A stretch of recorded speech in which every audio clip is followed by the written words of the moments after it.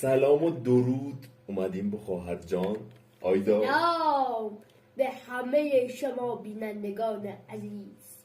خب چالش برات دارم. چی؟ اگه 2 بار به کلیپ های من بخندی خب یه دونه از خوراکی هایی که برات گرفتم خورده میشه توسط میشه از من. این تیتا شروع کنیم؟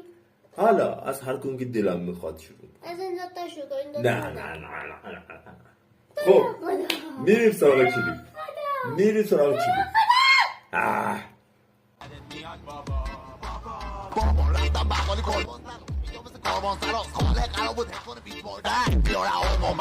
نه اینجوری قبول نیست. دست بردار اینجوری قبول نیست.